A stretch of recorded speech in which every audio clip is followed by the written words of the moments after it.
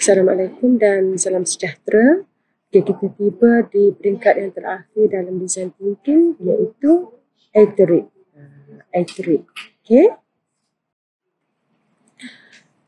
Okay, iterate ini kalau kita nak define dia ataupun kita nak translate dia ialah refining ataupun penambahbaikan.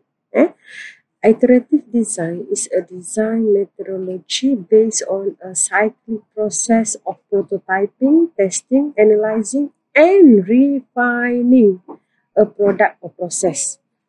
Okay, kiranya macam bila dah testing prototype tersebut, kita nak tambah baik. Berdasarkan apa? Based on the result of testing and the most recent iteration of a design, changes and refinement are made.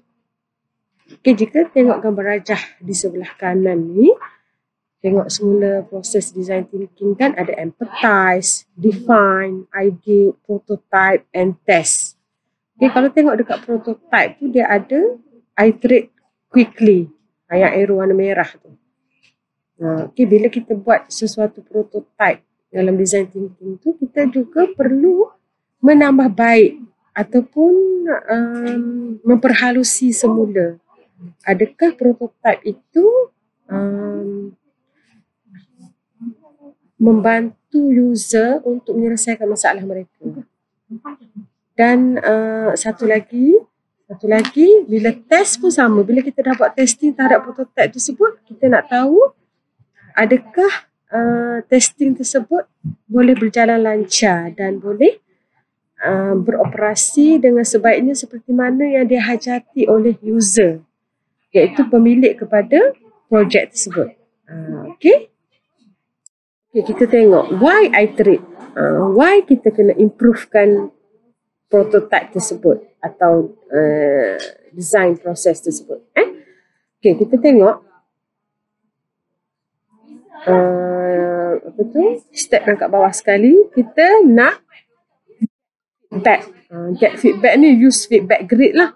Dalam fasa testing tadi, kita dah gunakan feedback grid kan. Bila kita dah dapat feedback grid tu, iaitu apa yang bagusnya, apa yang perlu ditambah baik, apa new idea, apa soalan-soalan yang diberikan daripada feedback tersebut, maka kita pergi kepada step kedua iaitu do iteration. Do iteration ni dah kita tambah baik based on feedback grid. Okay? Lepas kita do iteration, kita refine prototype. Kita perhalusi semula. Kita tengok semula prototype tersebut, adakah penambahbaikan telah dibuat. Okay? Lepas tu, kita juga boleh learn more about users. Dengan adanya proses iterate ini, kita boleh belajar lebih banyak berkaitan tentang user kita. Apa yang dia suka, apa yang dia tak suka, apa dia setuju, apa dia tak setuju, kemusykilan dia berkaitan produk tersebut dan sebagainya. Dan yang paling besar sekali, kita boleh refine POV. POV ni apa? Point of view. Okay, apa pandangan-pandangan yang kita boleh gunakan untuk menambah baik produk kita tersebut. Projek kita dalam hal ini, final year project anda lah.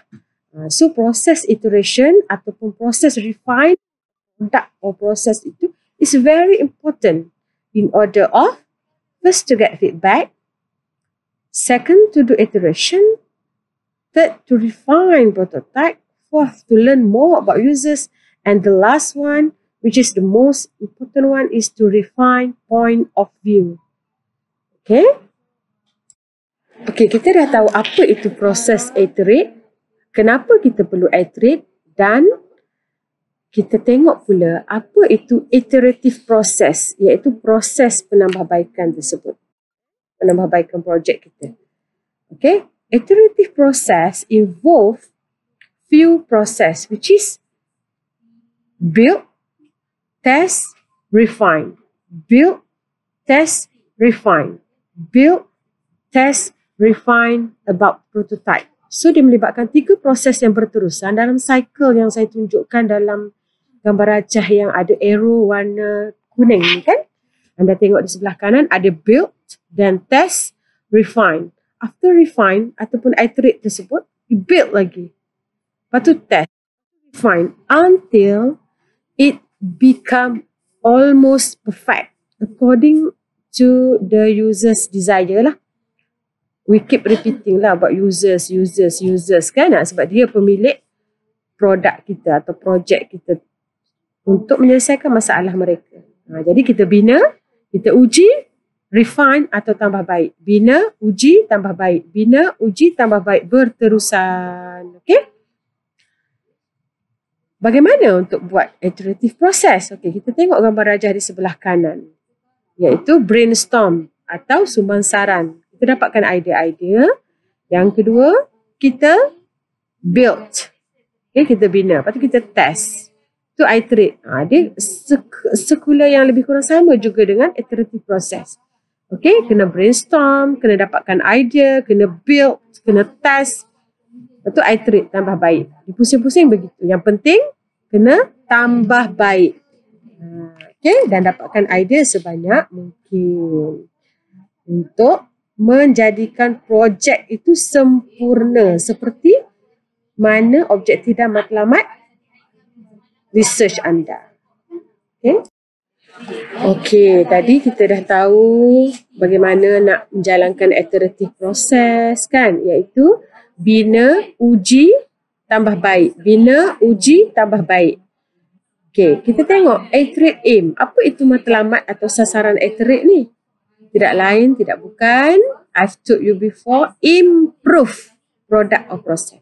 Again, I repeat, improve product or process. Improve tahu kan dalam bahasa Melayu? Penambahbaikan. Okay, menambah baik produk atau proses. Jika awak buat produk, awak tambah baik produk. Jika awak buat proses, awak tambah baik proses tersebut. Itu kita kata matlamat iterate. Okay, improve. Improve tak? Improve. Bila awak buat suatu projek, bila presentation, awak dah buat presentation yang pertama, daripada presentation pertama ke presentation kedua, awak kena improve prototype tersebut. Itu kita kata iterate process. Iterate aim, matlamat proses iterate. Okay? Okay, jika tengok di peringkat fasa testing, anda perlu menggunakan feedback grid. Apa yang terkandung dalam feedback grid ni? What work? Tengok kolom yang pertama, atas what work. What work ni maksudnya semasa anda mendapatkan feedback daripada user ataupun non-user, dia bagi tahu, oh yang ni bagus. Feedback dia bagi, oh yang ni bagus. Yang ni berfungsi dengan baik. Yang ni seperti mana yang saya harapkan. What work tu maksudnya apa elemen-elemen dalam prototype tersebut yang bagus. Okay, itu kita kata what work. Wow, bagus. Sebarang pujian atau keakuran kepada kehendak projek. Itu kita panggil what work. Okay, kita tengok pula yang kedua di sebelah kanan atas. What could be improved. Maksudnya ini sebarang teguran, kritikan, komen. Okay, kalau dia kata yang ni ada salah, yang ni tak patut macam ni, yang ni perlu ditukar, what could be improved. Ni maksudnya sebarang kelemahan ataupun kecacatan ataupun kesalahan ataupun apa-apa saja yang boleh ditambah baik. Itu what could be improved. Jadi senaraikan di situ. Okay? Dan bawahnya new ideas. New ideas ni ialah berupa saranan-saranan baru, idea-idea baru yang user ataupun non-user bagi. So kita tulis, senaraikan sebanyak mungkin dekat new ideas. Lepas tu kita tengok yang last sekali, iaitu new question di sebelah kiri bawah. New question ni kalau dia tanya apa-apa yang soalan, tulis sahaja di sini. Supaya berdasarkan soalan-soalan tersebut, anda boleh tambah baik produk atau proses dan dia boleh menjawab soalan yang diutarakan oleh user atau non-user projek anda. Jadi based on this 4 grid, ada what work, what could be improved, new ideas and new question yang diutarakan oleh user ataupun non-user semasa test boleh digunakan untuk proses iteration atau penambahbaikan projek atau prototype yang anda telah buat. Okey? Okey, again saya nak simpulkan di sini bahawa iterate ini ialah menambah baik produk atau proses yang anda laksanakan. Okey, kena sentiasa tambah baik dan tambah baik supaya dia boleh berfungsi dan memberi manfaat kepada semua. Lagi banyak manfaat projek kamu kepada industri ataupun komuniti, lagi bagus.